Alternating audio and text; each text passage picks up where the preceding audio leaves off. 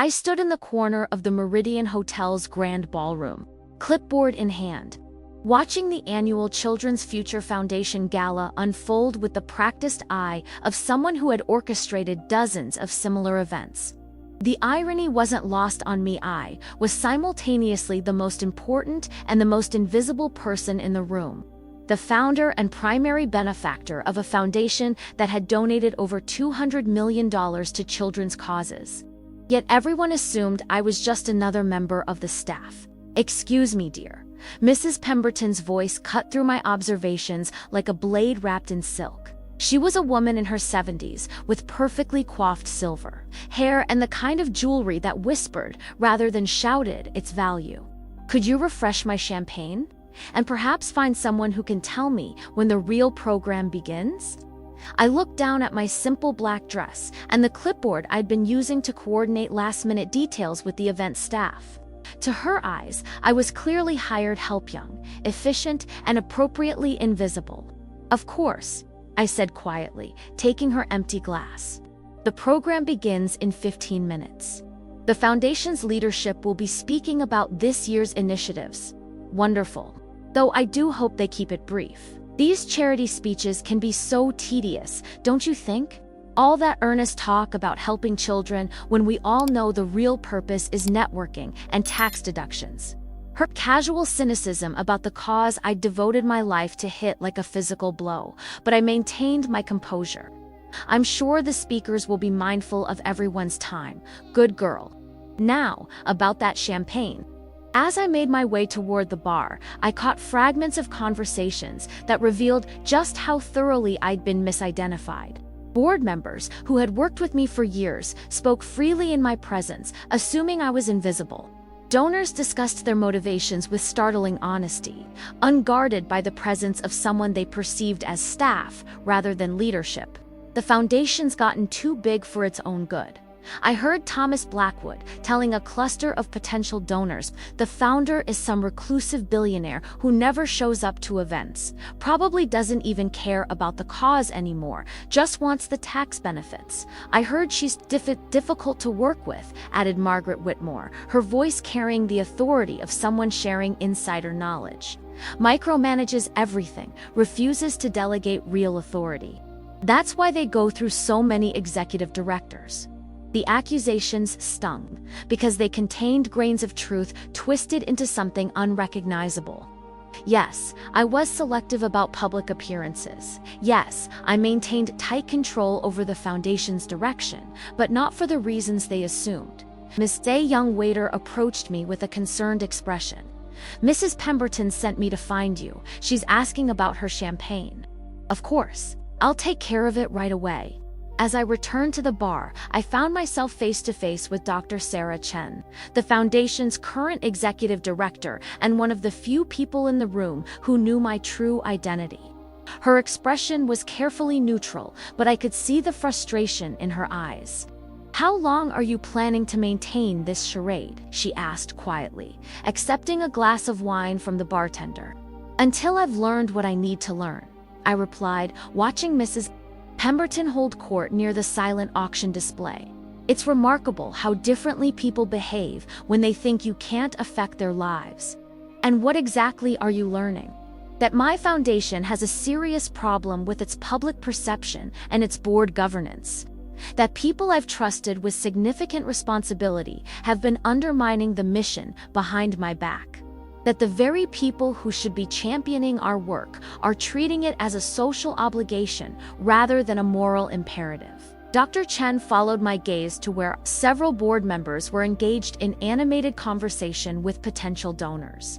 "You could address those issues through normal channels: board meetings, strategic planning sessions, direct confrontation." When was the last time someone told you the unvarnished truth about your leadership style? When was the last time a board member challenged your decisions to your face rather than complaining behind your back? She was quiet for a moment, considering the implications. "So you're conducting an undercover evaluation of your own organization?" "I'm trying to understand why a foundation that should be changing the world has become just another social club for wealthy people to feel good about themselves." The conversation was interrupted by the arrival of Harrison Whitmore, Margaret's husband and the foundation's board chairman. He was a distinguished man in his 60s who had built his reputation on his philanthropic leadership, and his presence commanded immediate attention from everyone in his vicinity. Sarahe said, nodding to Dr. Chen before his gaze settled on me with the kind of dismissive politeness reserved for service staff. I trust everything is running smoothly.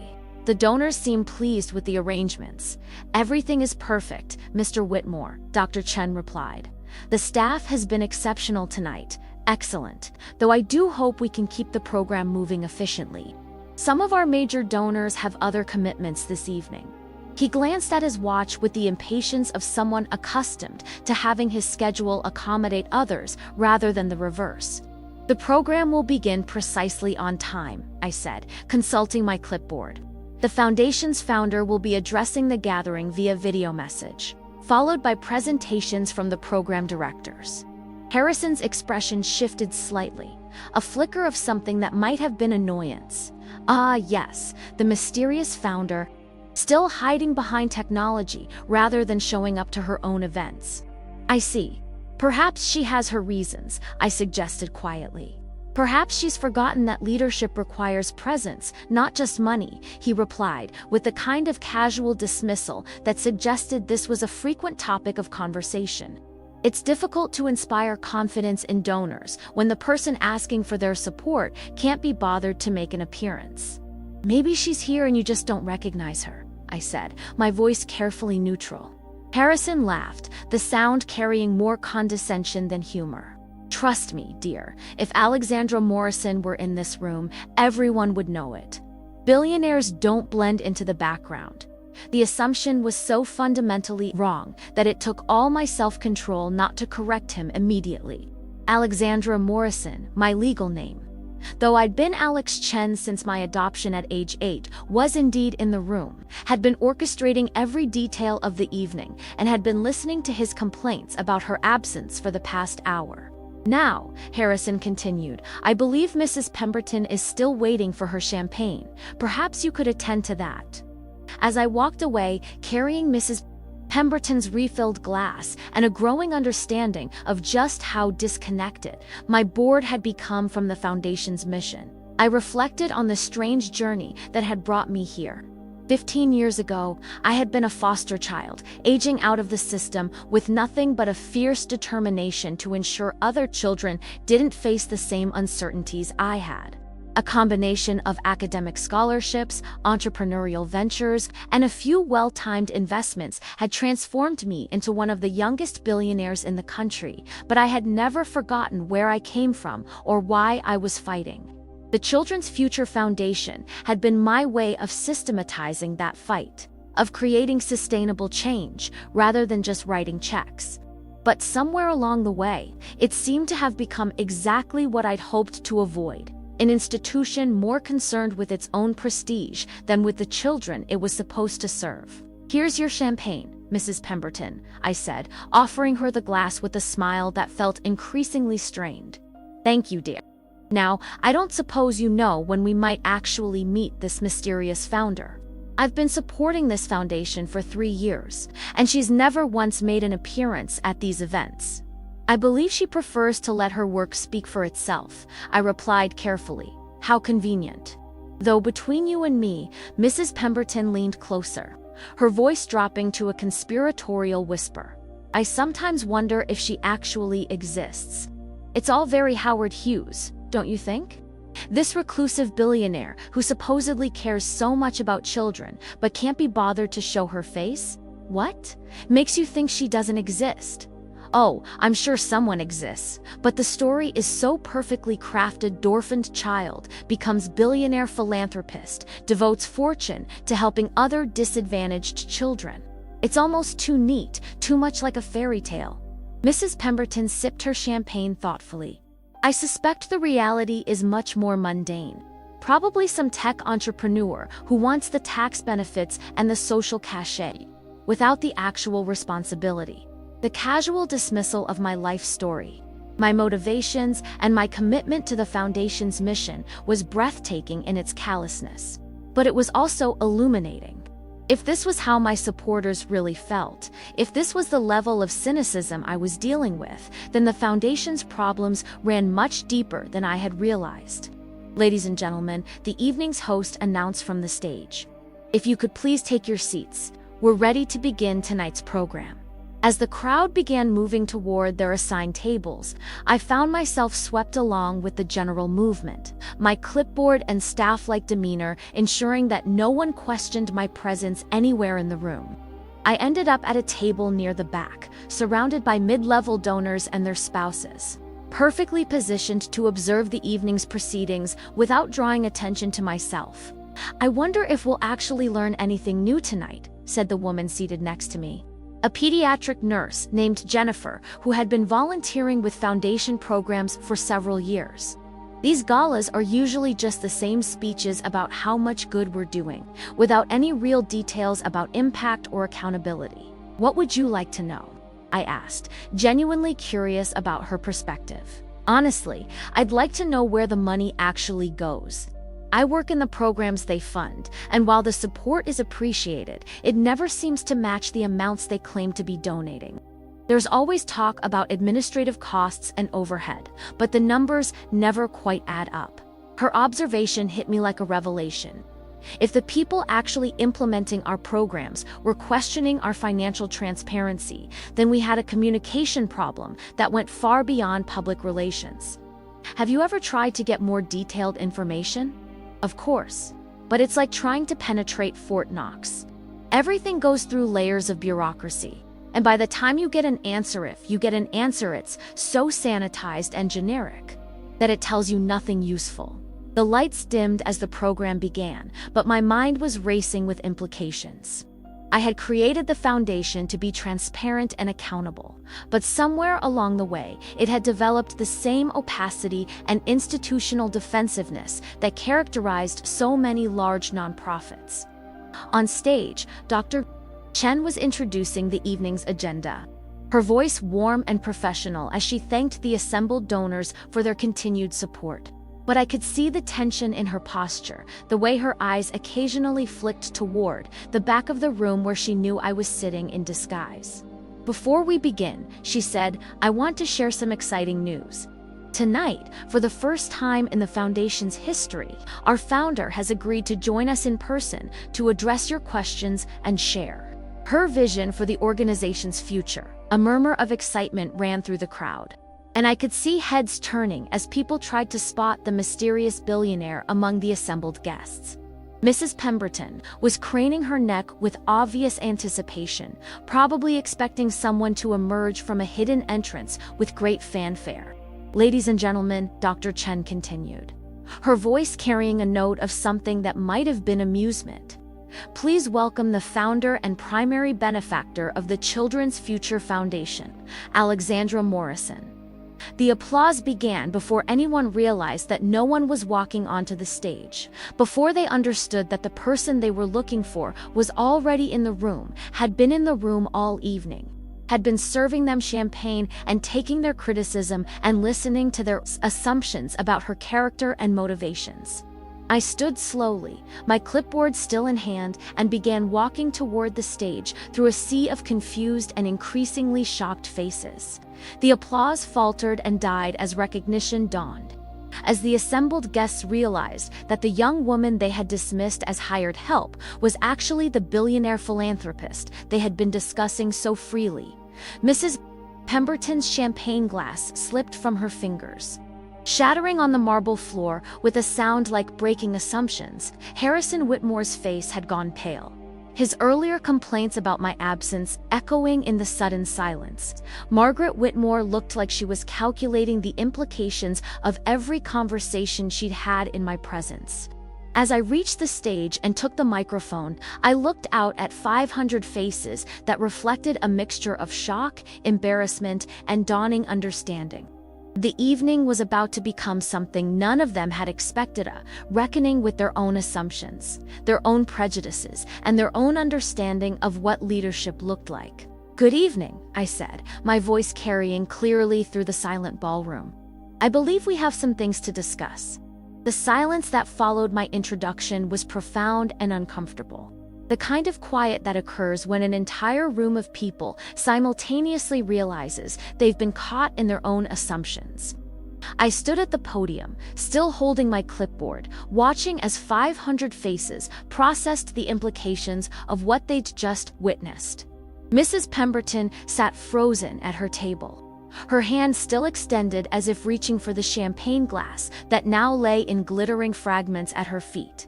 Harrison Whitmore's expression cycled through disbelief, embarrassment, and what might have been anger. Throughout the ballroom, I could see guests leaning toward each other, whispering urgent questions and explanations that only deepened their confusion.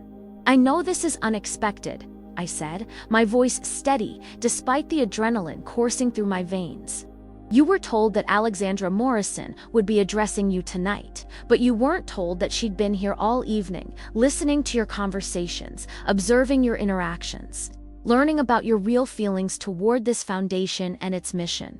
A murmur ran through the crowd, the sound of people remembering exactly what they'd said in the presence of someone they'd assumed was invisible. "Before we continue," I said, setting my clipboard aside, "I want to address the elephant in the room. Yes, I deliberately misled you about my identity tonight. Yes, I allowed you to assume I was a member of the staff rather than the foundation's founder. And yes, I heard everything you said about my leadership, my commitment, and my character."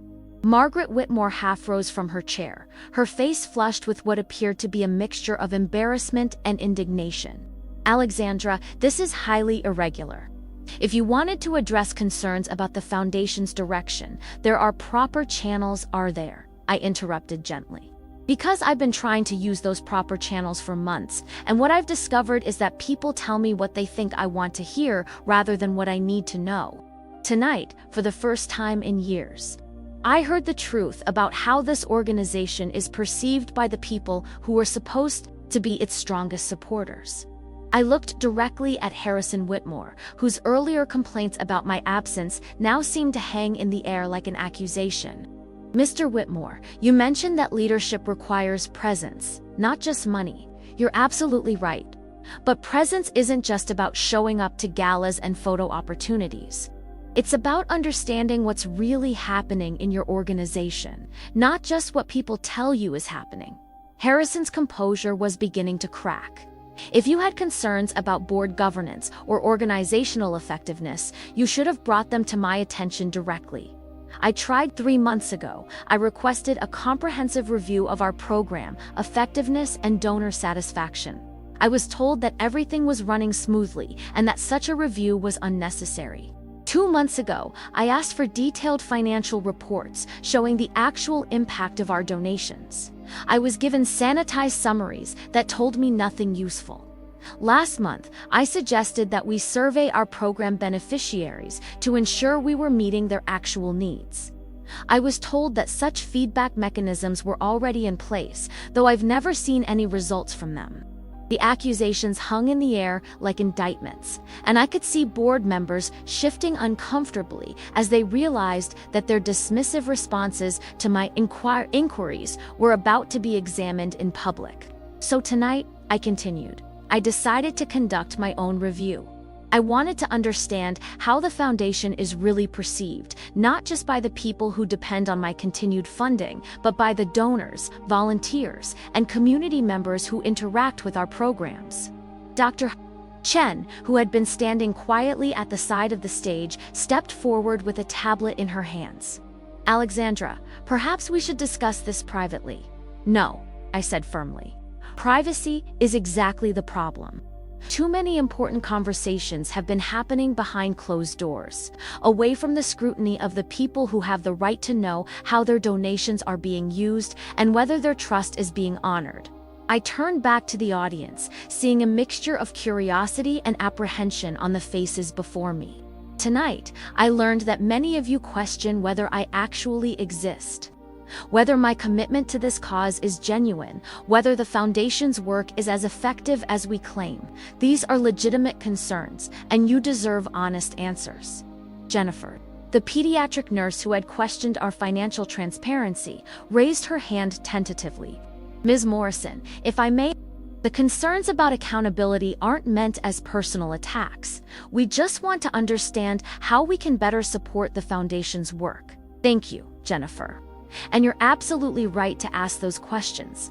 In fact, your willingness to voice concerns directly is exactly the kind of feedback I've been trying to encourage. I looked around the room, meeting the eyes of people who had been discussing my shortcomings just hours before.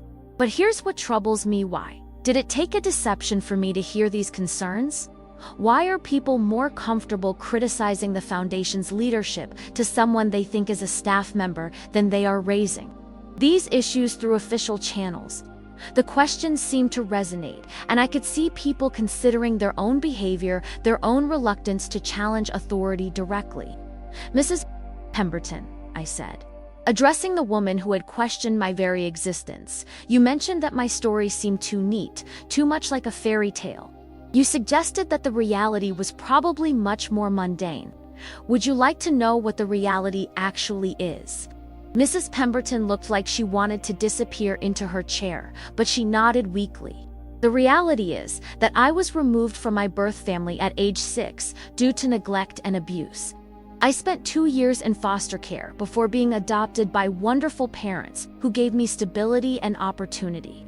The reality is that I started my first business at 16, selling tutoring services to pay for college applications. The reality is that I've donated over $200 million to children's causes, not because I want tax, benefits, or social cachet, but because I remember what it feels like to be a child with no one advocating for your future. The ballroom was completely silent now, the weight of my words settling over the assembled guests like a heavy blanket. The reality is that I've been absent from these events, not because I don't care, but because I've been working directly with the children and families our programs served, trying to understand their needs from their perspective, rather than from the perspective of a boardroom or a gala. I pulled out my phone, showing a photograph of myself with a group of children at one of our funded after-school programs. This was taken last week at the Riverside Community Center. I've been volunteering there for 6 months, using my middle name so the staff wouldn't treat me differently. I wanted to see our programs from the ground level, to understand whether our funding was actually reaching the children who need it most. Dr. Chen stepped forward again, her expression concerned. Alexandra, perhaps we should. What I discovered, I continued, ignoring her attempt to redirect the conversation, is that our programs are effective, but our communication is terrible. The people implementing our initiatives don't understand our broader strategy. The donors supporting our work don't see clear evidence of impact. The board members governing our operations don't have accurate information about what's actually happening in the communities we serve. Harrison Whitmore finally found his voice. If you had these concerns, why didn't you address them through proper governance procedures? Because the proper governance procedures are part of the problem, I replied. When the founder of an organization raises concerns, people tell her what they think she wants to hear. When a billionaire asks questions, people give her answers designed to protect their positions rather than illuminate problems. When someone with my resources and influence requests information, she gets carefully crafted reports that obscure more than they reveal. I gestured toward the assembled crowd. But when someone people think is a staff member asks the same questions, she gets honest answers. She learns that donors are frustrated with our lack of transparency. She discovers that volunteers are confused about our priorities. She finds out that board members are more concerned with maintaining their social status than with advancing our mission. The accusations were harsh but necessary, and I could see their impact rippling through the room. Some faces showed shame, others defensiveness, but many showed something that looked like recognition, the uncomfortable acknowledgement that my observations were accurate. "So what happens now?" asked Thomas Blackwood, one of the board members who had been particularly critical of my leadership style. "Are you planning to fire everyone who spoke honestly in your presence? Are we being punished for expressing legitimate concerns?" "On the contrary," I said, "you're being thanked for finally giving me the information I need to fix the problems that have been festering in this organization." But I'm also asking you to consider why it took a deception to surface these issues, and what that says about the culture we've created here. I looked around the room one more time, taking in the faces of people who were grappling with their own assumptions and prejudices. The foundation exists to serve children who don't have advocates, who don't have resources, who don't have people fighting for their futures. But if we can't even have honest conversations among ourselves, how can we possibly advocate effectively for them? The question hung in the air like a challenge. And I could see people beginning to understand that this evening was about more than just my unconventional introduction. It was about the fundamental question of whether the Children's Future Foundation was living up to its mission or simply going through the motions of philanthropy. I have a proposal, I said, my voice growing stronger with conviction. Instead of continuing this conversation in the abstract, let's make it concrete. Let's spend the rest of this evening talking about specific ways to improve our transparency, our accountability, and our effectiveness. Let's use this moment of uncomfortable honesty to build something better. As I prepared to outline my vision for the Foundation's future, I realized that the evening's deception had accomplished something I hadn't expected. It hadn't just revealed the problems in my organization, it had created an opportunity to address them with the kind of honesty and directness that had been missing for too long. The silence in the room was no longer uncomfortable. It was expectant, charged with the possibility of real change. Before we discuss solutions, I said, pulling up a presentation on the ballroom's main screen, I think it's important that everyone understands the scope of what we've discovered tonight. Dr. Chen, would you join me? Sarah Chen approached the podium with obvious reluctance, her expression suggesting she was still processing the implications of my unconventional revelation. As the Foundation's executive director, she had been caught between my demands for transparency and the board's resistance to change. And tonight's events had forced her into an impossible position. Over the past 6 months, I continued, Dr. Chen and I have been conducting what we called an organizational health assessment. What we discovered is that the Children's Future Foundation has developed many of the same problems that plague large institutions everywhere: bureaucratic inertia, communication breakdowns, and a dangerous disconnect between leadership and implementation. The first slide showed a series of charts comparing our stated goals with our actual outcomes. The numbers were sobering. While we had indeed donated millions of dollars to children's programs, our impact per dollar was significantly lower than similar organizations, and our administrative costs had grown to consume nearly 40% of our budget. These numbers represent more than just inefficiency, I explained. They represent children who could have been helped but weren't, families who could have been supported but weren't, communities that could have been strengthened but weren't. Margaret Whitmore raised her hand, her expression defensive. Alexandra, while I appreciate your concerns about efficiency, it's important to remember that building sustainable institutions requires investment in infrastructure and governance. You can't expect, I interrupted, that an organization dedicated to helping children would prioritize helping children over preserving its own comfort and prestige. And I can expect that people entrusted with stewarding donations would be more concerned with impact than with image. The next slide showed a comparison of our foundation with 3 similar organizations, revealing that we ranked last in both cost-effectiveness and beneficiary satisfaction. The data was damning, but it was also actionably. It showed exactly where we needed to improve. Dr. Chen, I said, turning to my executive director, would you share what we learned from the beneficiary surveys? Sarah stepped forward, her voice steady despite the obvious tension in the room. Over the past 3 months, we surveyed over 500 families who have received services through foundation-funded programs. The results were ... illuminating. She clicked to the next slide, which showed a series of quotes from program participants. The feedback was mixed: gratitude for the support provided, but frustration with bureaucratic barriers, communication gaps, and programs that seemed designed more for the convenience of administrators than for the needs of families. One parent wrote, Sarah read, "The program helped my daughter. But it took 6 months of paperwork and 3 different interviews before she could start receiving services. By then, she had already fallen so far behind in school that the tutoring couldn't make up the difference. Another said, "The volunteers are wonderful, but they change every few months because the program doesn't provide adequate training or support. My son gets attached to his mentor, and then they disappear without explanation." The quotes continued, each one revealing a different aspect of the gap between our intentions and our execution. The foundation was helping people, but it was also frustrating them, disappointing them, and sometimes failing them entirely. "These aren't isolated complaints," I said. "They represent systemic problems that have developed because we've been more focused on maintaining our reputation than on serving our mission." Harrison Whitmore's face had grown increasingly red during the presentation. "Alexandra, this is highly inappropriate.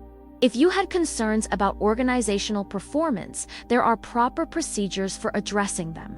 Ambushing the board and our donors with this kind of public criticism is unprofessional and counterproductive." "Is it?" I asked. "Because the proper procedures haven't worked.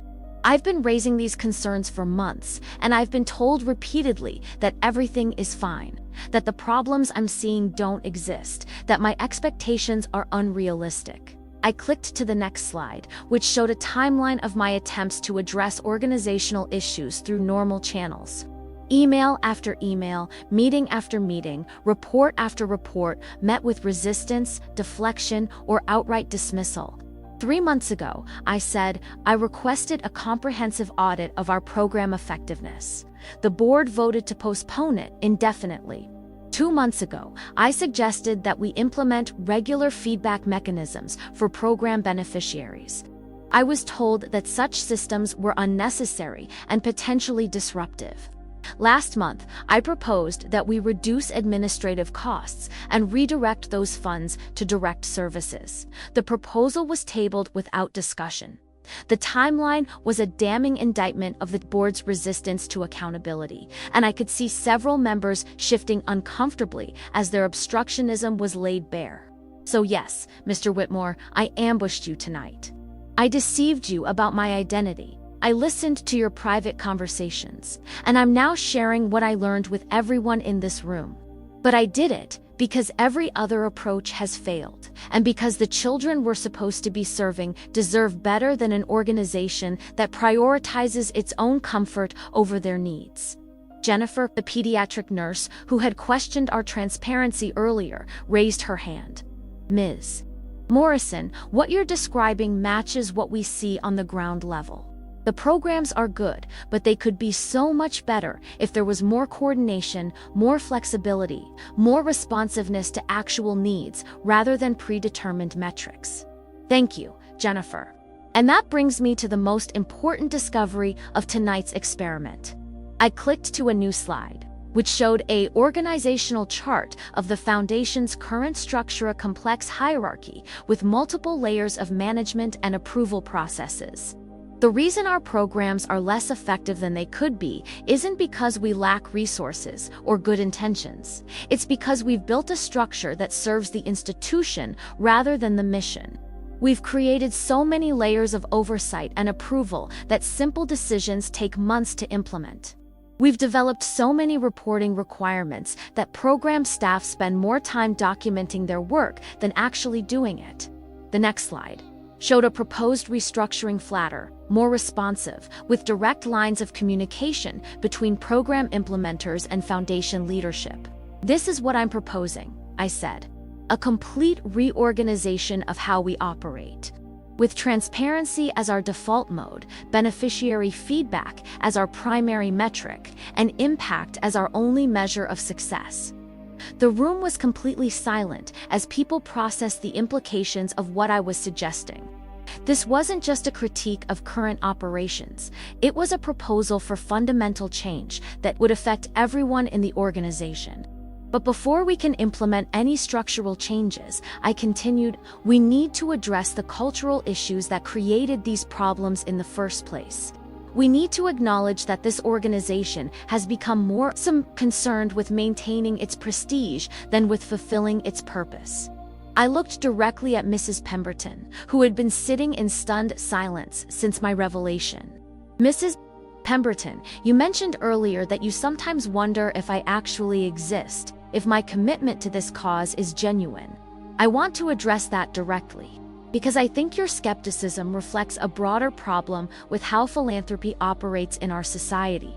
Mrs. Pemberton looked like she wanted to disappear, but I continued gently.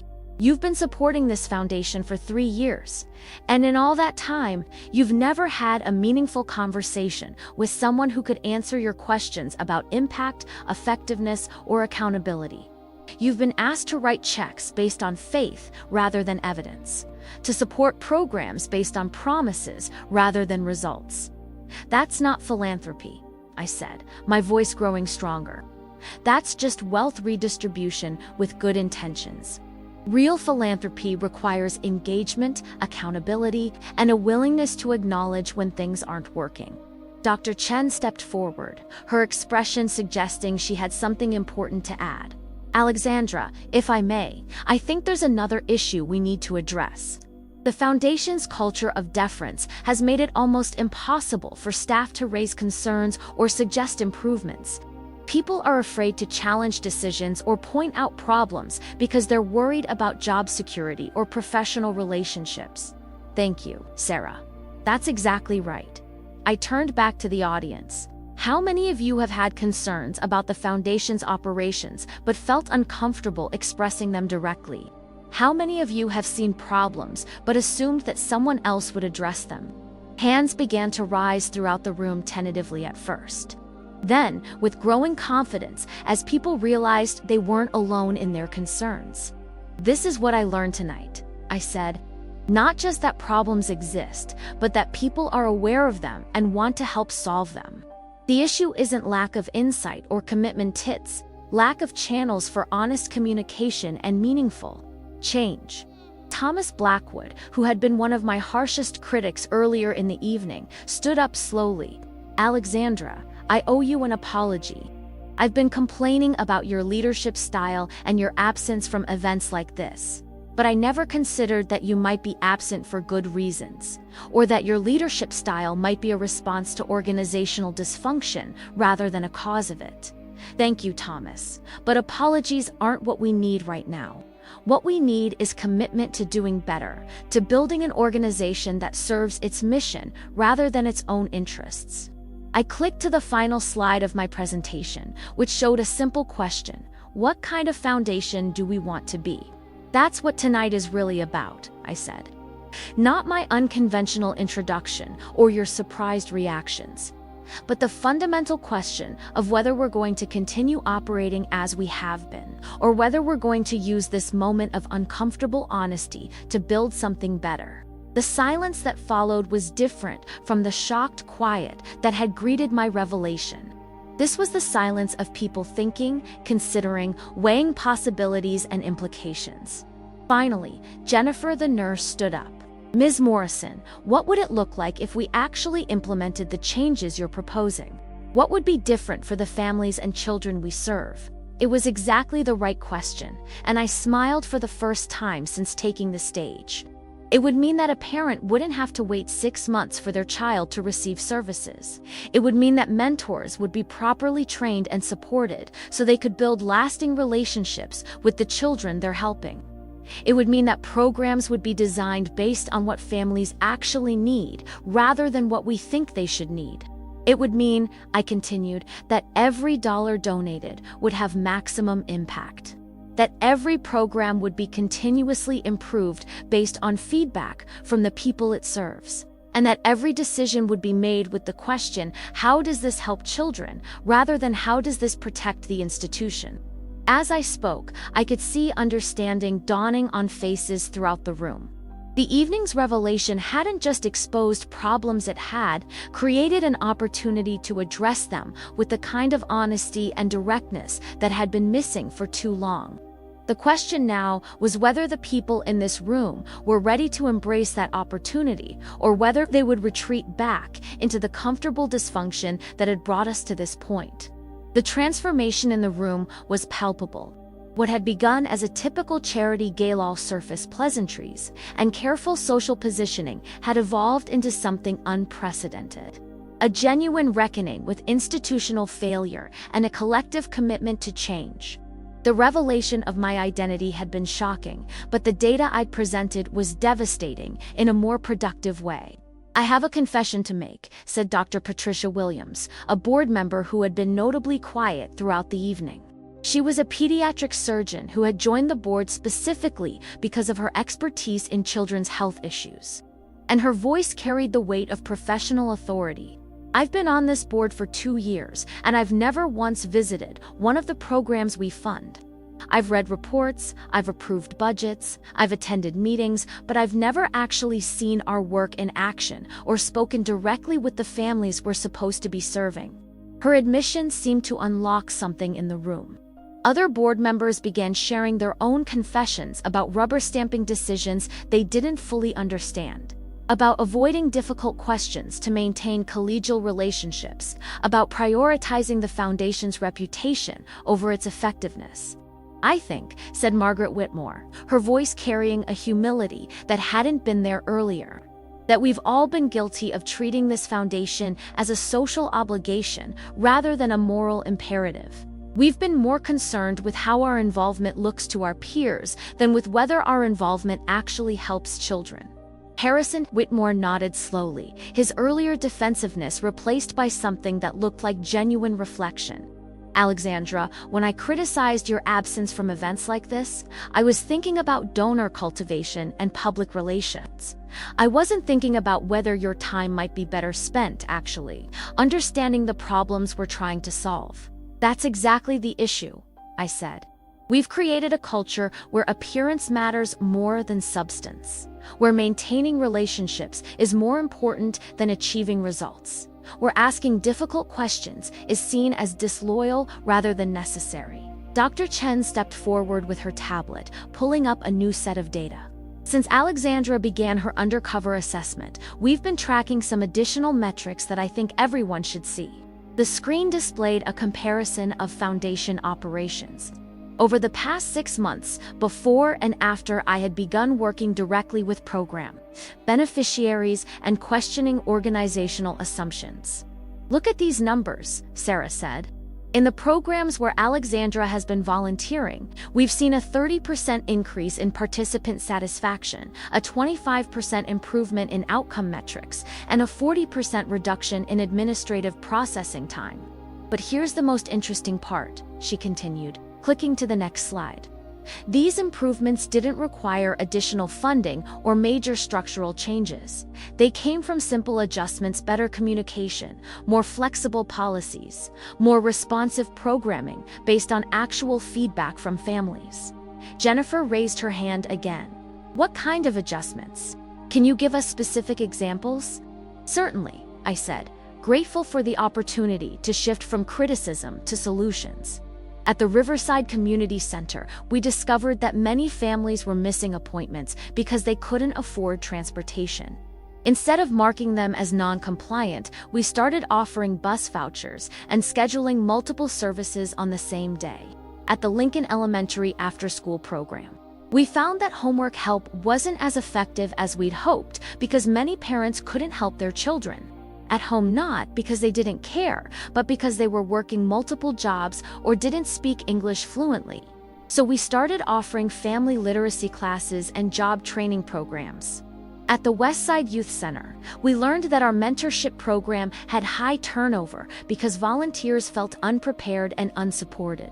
We implemented better training, regular check-ins, and peer support groups for mentors. Each example illustrated the same principle, that effective programming required understanding the actual needs and circumstances of the people being served, rather than making assumptions based on organizational convenience or theoretical models. "These aren't revolutionary concepts," I continued. "They're basic principles of good service delivery. But they require an organizational culture that values feedback, embraces flexibility, and prioritizes impact over image." Thomas Blackwood stood up again, his expression thoughtful. Alexandra, what you're describing sounds like it would require significant changes to how we operate as a board. More oversight, more engagement, more accountability. It would, I agreed, but it would also be more rewarding. Instead of attending meetings where we discuss abstract metrics and approve sanitized reports, we'd be engaging with real programs, real families, real outcomes. Instead of managing an institution, we'd be advancing a mission. Mrs. Pemberton, who had been uncharacteristically quiet since my revelation, finally spoke up. Ms. Morrison, I owe you more than an apology. I owe you an acknowledgement that my cynicism about your commitment was really a reflection of my own disengagement. I've been supporting this foundation financially, but I haven't been supporting it intellectually or emotionally.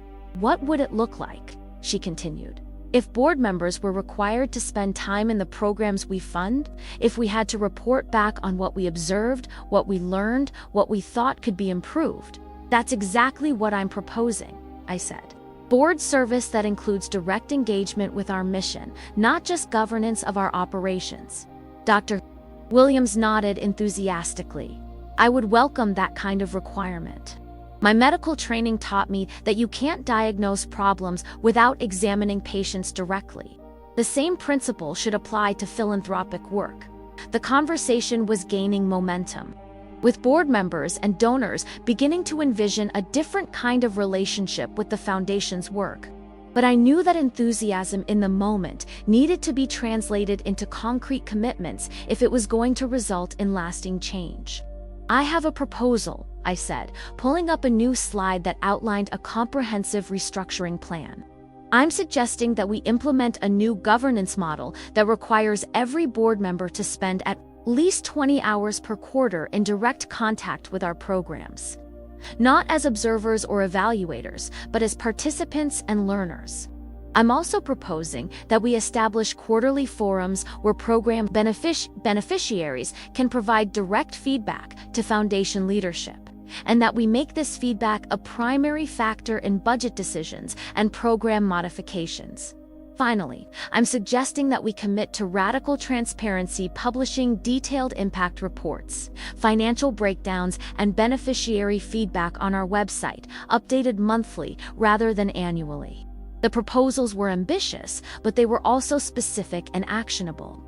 More importantly, they addressed the root causes of the problems we'd identified, rather than just treating the symptoms.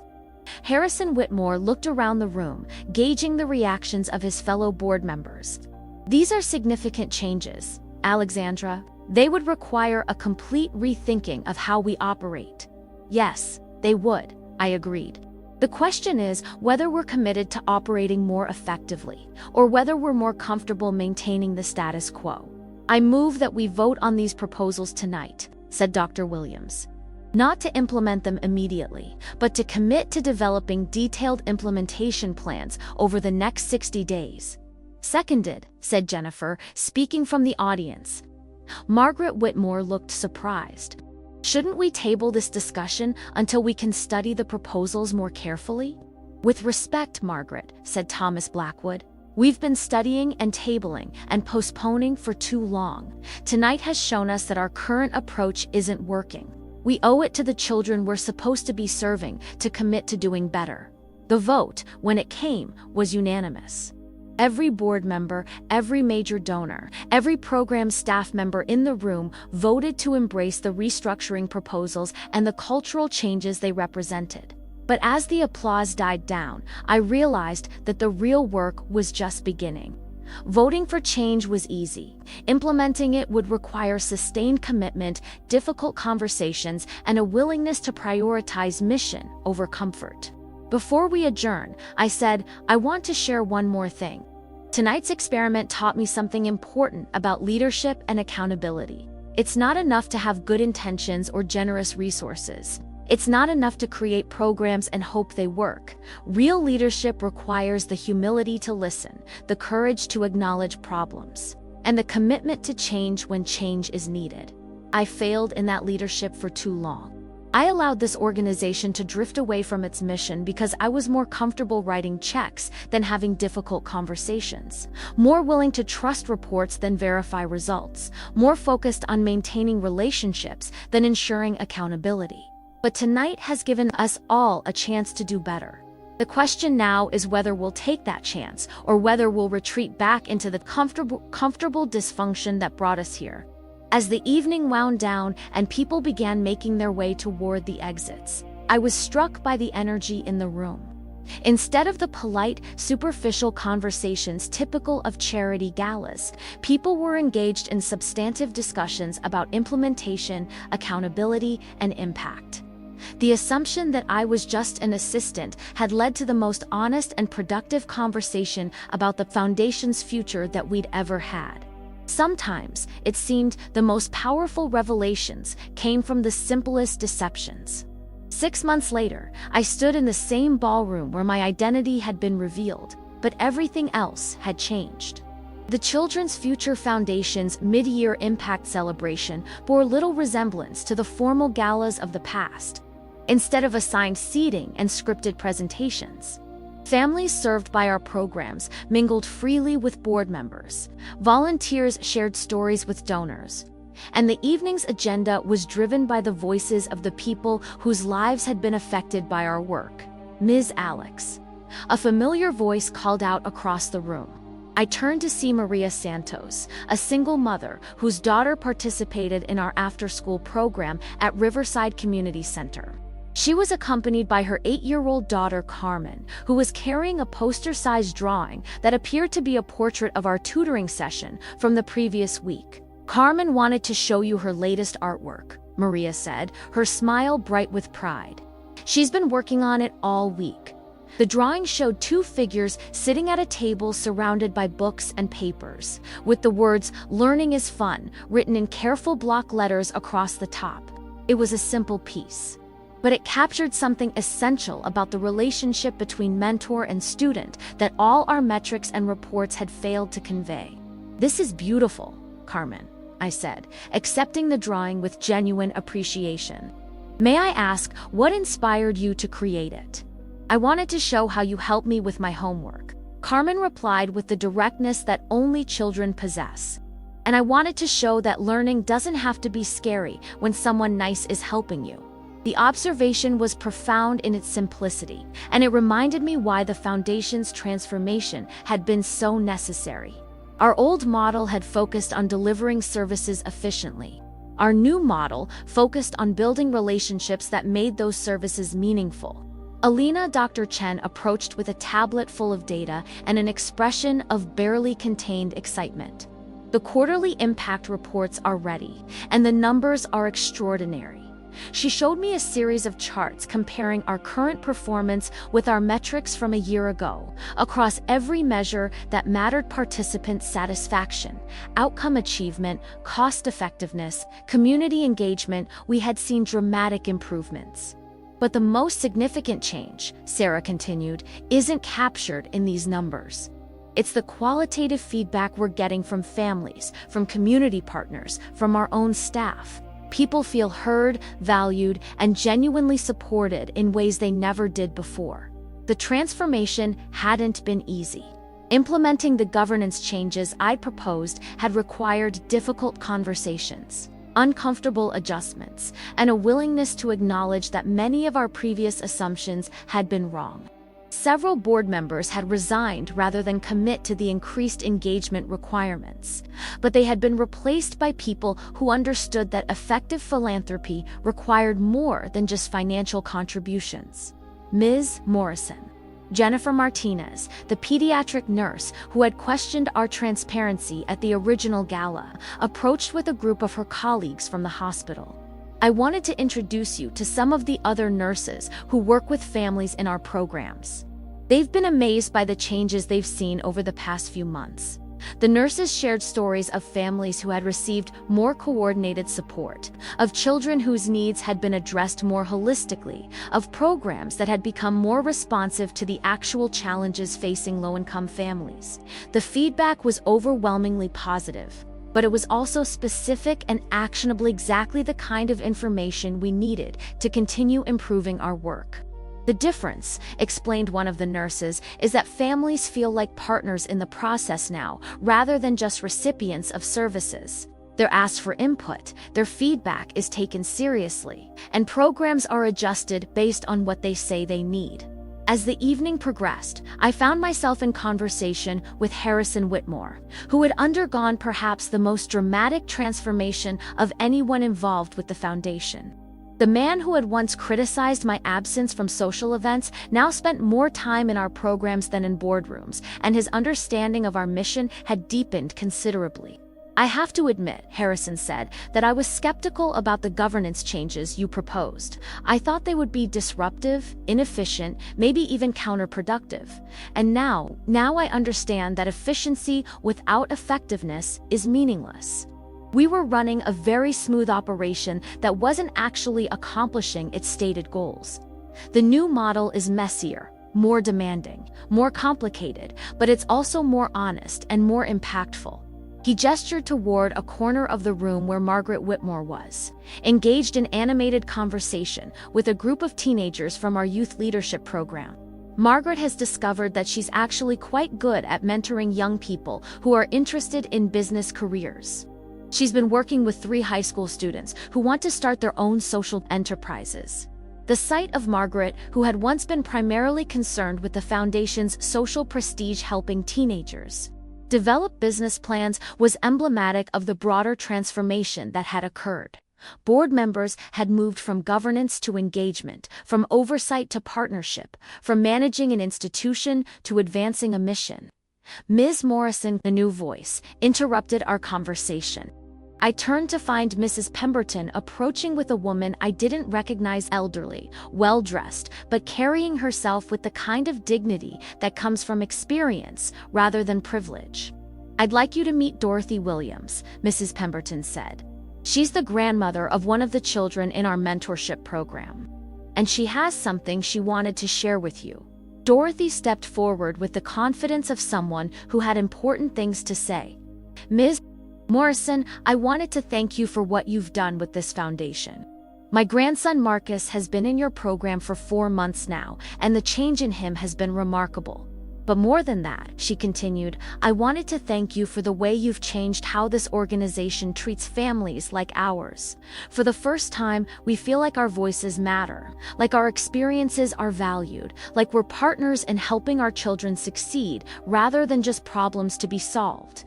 The gratitude in her voice was humbling, but it was also energizing. This was why the foundation existed, not to make wealthy people feel good about their charitable giving, but to create real opportunities for children and families who faced systemic barriers to success. "Dorothy," I said, "would you be willing to share your perspective with our board? We're always looking for ways to improve our programs, and your insights would be invaluable." "I'd be honored," she replied. "Though I have to say, the fact that you're asking says everything about how much this organization has changed." As the evening continued, I reflected on the journey that had brought us to this point.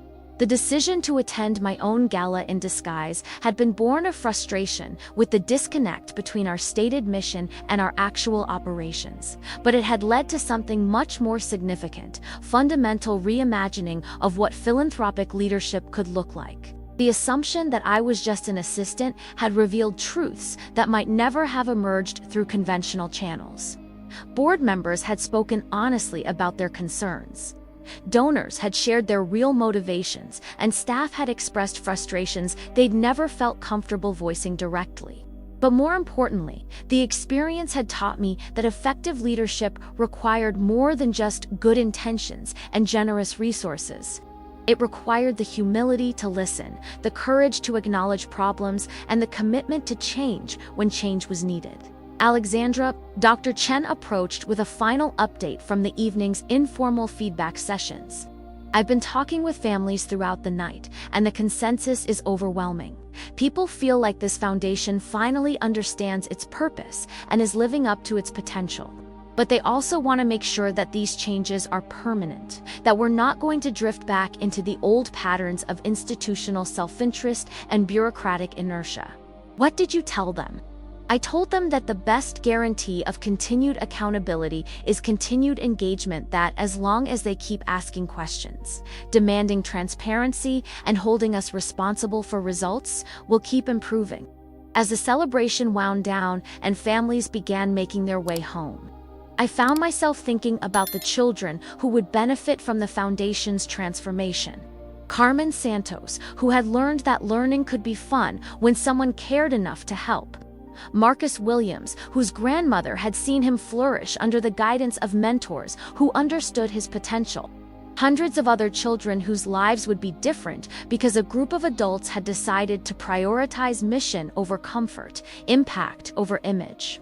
The evening had begun with my revelation that the assistant they'd been dismissing was actually the founder they'd been discussing. But it was ending with a more important revelation: that effective philanthropy required the courage to be honest about problems, the wisdom to listen to the people being served, and the commitment to change when change was needed. 6 months ago, I had been the invisible founder of a foundation that was losing its way. Tonight, I was the engaged leader of an organization that had rediscovered its purpose. The transformation hadn't been comfortable, but it had been necessary. And as I watched families leave the celebration with smiles on their faces and hope in their voices, I knew that every uncomfortable conversation, every difficult change, every moment of institutional disruption had been worth it. Sometimes the most powerful leadership comes from the willingness to be underestimated, to listen when others assume you can't hear, and to act on truths that emerge only when people think you're not important enough to deceive.